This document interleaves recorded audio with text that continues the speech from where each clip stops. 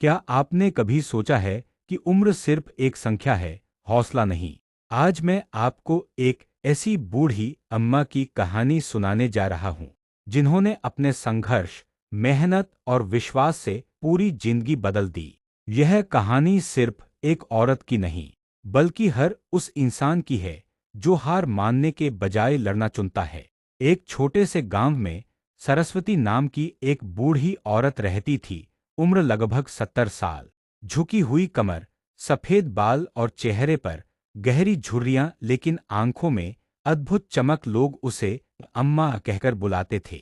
अम्मा का जीवन आसान नहीं था। कम उम्र में ही पति का देहांत हो गया और दो छोटे बच्चों की जिम्मेदारी उसके कंधों पर आ गई। न पढ़ी लिखी, न कोई सहारा, फिर भी उसने हार नहीं मानी। वह रोज सुबह जल्दी उठती, खेतों में काम करती, घरों में झाड़ू पोंछा करती और अपने बच्चों को पढ़ाने का सपना देखती।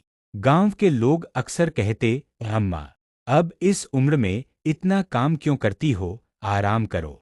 अम्मा मुस्कुराकर जवाब देती, आराम तो तब करूंगी जब अपने बच्चों को अपने पैरों पर खड़ा देख लूंगी।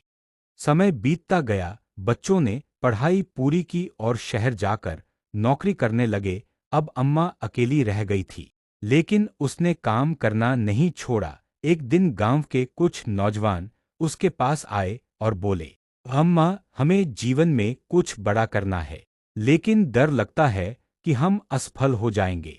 अम्मा ने उन्हें अपने आंगन में बैठाया और धीरे से कहा, जब मैं तुम्हारी उम्र की थी, तब मेरे पास कुछ भी नहीं था, न पैसा, न सहारा। अगर मैं उस समय डर जाती, तो आज मेरे बच्चे इस मुकाम तक नहीं पहुंच पाते। जिंदगी में मुश्किलें आएंगी, लोग बातें करेंगे, हालात कमजोर करेंगे, लेकिन अगर तुमने हार नहीं मानी, तो जीत निश्चित है।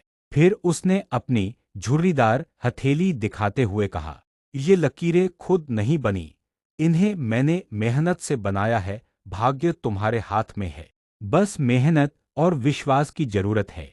उस दिन के बाद गांव के युवाओं ने हार मानना छोड़ दिया। वे अम्मा की बातों से प्रेरित होकर अपने सपनों के लिए मेहनत करने लगे।